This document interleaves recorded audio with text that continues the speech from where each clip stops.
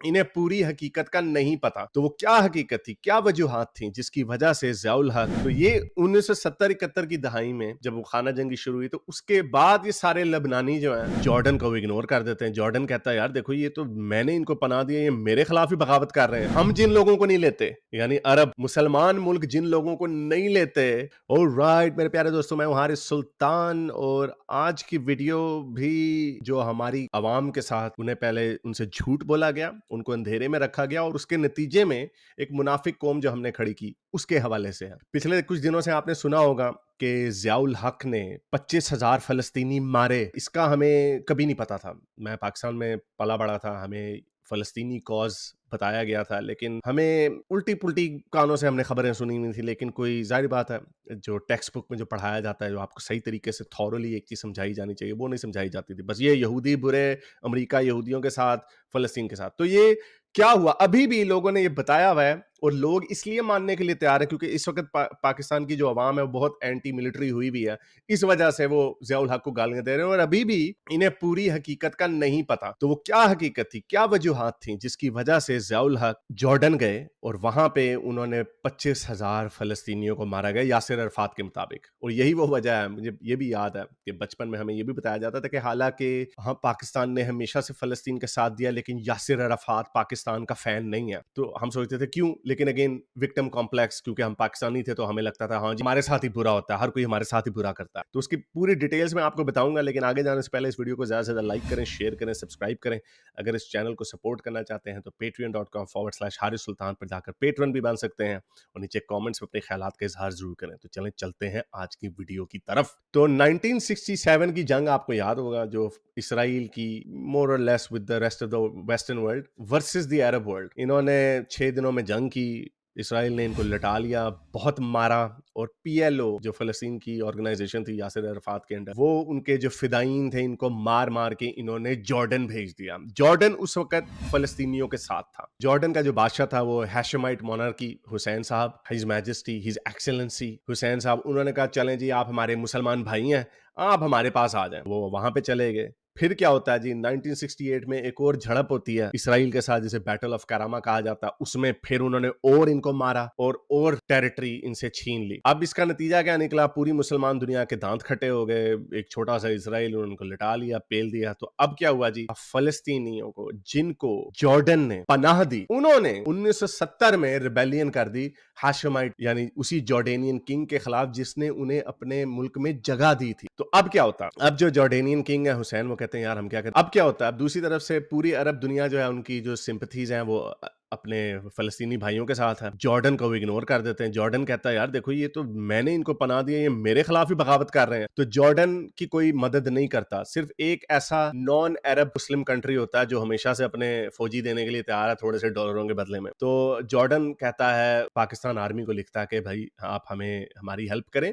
کوئی اپنا کوالیفائڈ قسم کا جنرل بھیجیں. پاکستان کی آرمی باقی مسلم ملکوں سے تو بہتر ہی ہے کیونکہ ویسٹرن ٹرینڈ تھی اس وقت بھی اور ابھی بھی. تو انہوں نے بریگیڈیئر ضیاء الحق صاحب کو ادھر بھیج دیا. ضیاء الحق صاحب نے پرسنلی لیڈ کیا جارڈینین ملٹری کو, اور انہوں نے محاصرہ کیا پی ایل او کا, ان کے بندوں کو چن چن کے مارا. کہا جاتا ہے کہ بہت سارے عام ریفیوجیز, نان اینیمی کمبیٹنٹس, وہ بھی مارے گئے. یاسر عرفات کے مطابق 25,000 مارے گئے, کچھ لوگ 2,500 سے 3,000 اس کا ایسٹیمیٹ دیتے ہیں, جس کی وجہ سے انہوں نے مار مار کے ان کو وہاں سے سیریا کی طرف بھیج دیا. سیریا کی ملٹری نے بھی ان کے اوپر offensive کیا, لیکن انہوں نے successfully under the leadership of Zia الحق صاحب انہوں نے اس کو ریپیل کر دیا. تو یہ وہ وجہ تھی کہ جس کی وجہ سے جارڈن ان کے خلاف ہو گیا. جارڈن نے کہا کہ یار ہم نے تمہیں آشرم دیا, ہم نے تمہیں جگہ دی, اور تم نے ہماری کیٹ ہم پہ ہی اٹیک, وہ کام ہو گیا. اور اس کے بعد یہاں پہ بھی کہانی ختم نہیں ہوتی. پھر یہاں سے مار کھا کھا کے جو بچے کچھ جو فلسطینی تھے وہ لبنان کی طرف چلے گئے. لبنان اس وقت ایک بہت ہی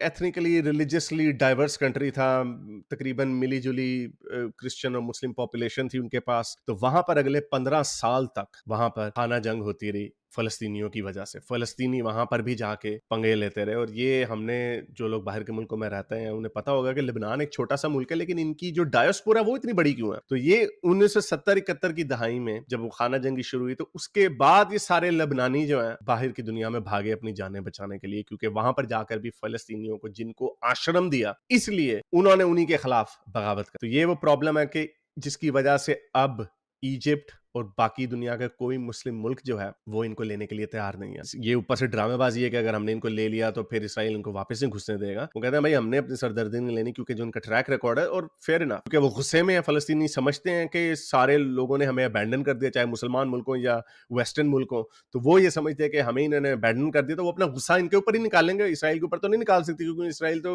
ان کو لفٹ ہی نہیں کراتا. بولتے کہتا چلو جی بھاگو ادھر سے, ہم تم ہمارا ایک بندہ مارو گے, ہم تمہارے 1000 بندے مار دیں گے. تو وہ تو ڈسپروپورشنالٹی کے اوپر یقین رکھتے ہیں. تو یہ وہ وجہ ہے جس کی وجہ سے کوئی مسلمان ملک ان کو لینے کے لیے تیار نہیں. لیکن ویسٹ پاگل ہے, یہاں سے سیریا سے لوگ نکلتے ہیں, ویسٹ کہتا ہے آ جاؤ جی ہمارے پاس آ جاؤ, کینیڈا چلے جو, کینیڈا ہر سال 2 لاکھ ریفیوجیز کو لیتا ہے. کوئی نہیں دیکھتا کہ یہ لوگ ان کے کلچرل نارمز کیا ہیں, کیا یہ ہماری ویسٹرن ویلیوز کو مانتے ہیں یا نہیں مانتے, وہ اس کو نہیں دیتے. وہ کہتے ہیں آ جاؤ جی ہمارے پاس, اور وہاں پہ جا کے پھر شرارت کرتے ہیں جیسے کہ آپ دیکھ رہے ہیں, جس کی وہاں یہاں پہ جو انہوں نے پرو حماس یا سو کالڈ پرو پیلسٹینین, اپنی طرف سے پرو پیلسٹینین کا مطلب پرو حماس ہی ہے, اس کے نعرے لگا رہے ہیں, اینٹی سیمیٹزم پھیلا رہے ہیں, یہودیوں کو مار رہے ہیں, تھوکے پھینک رہے ہیں ان کے اوپر. پوری ویڈیوز آ رہی ہیں جس کی وجہ سے فرانس اور جرمنی نے آلریڈی ان کو بین کرنا شروع کر دیا پرو حماس ڈیمونسٹریشنز کو. مجھے یاد آ رہا ہے کہ وہ جو یو اے کے جو فارن منسٹر تھے, انہوں نے کہا تھا کہ یہ گورے اتنے پاگل ہیں, ہم جن لوگوں کو نہیں لیتے, یعنی عرب مسلمان ملک جن لوگوں کو نہیں لیتے, اور یہ گورے اتنے بیوقوف ہیں, وہ ان کو ٹرک بھر بھر کے لیے جا رہے ہیں کیونکہ وہ سمجھتے ہیں کہ وہ مسلمان کو اور اسلام کو مسلمانوں سے زیادہ بہتر سمجھتے ہیں. اور اس نے یہ وارننگ دی تھی کہ آج سے 10-15 سال بعد آپ کے ملک سے, یورپ سے زیادہ دہشت گرد نکلیں گے یا زیادہ ایکسٹریمسٹ لوگ نکلیں گے. اور دیکھ لیں ساری آئیسس میں سارے انگلینڈ سے گئے ہوئے تھے. So you can understand what I'm saying.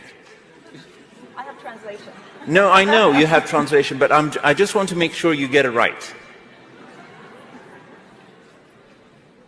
There will come a day that we will see far more radical extremists and terrorists coming out of Europe because of the lack of decision making, trying to be politically correct, or assuming that they know the Middle East and they know Islam and they know the others far better than we do. And I'm sorry, but that's pure ignorance.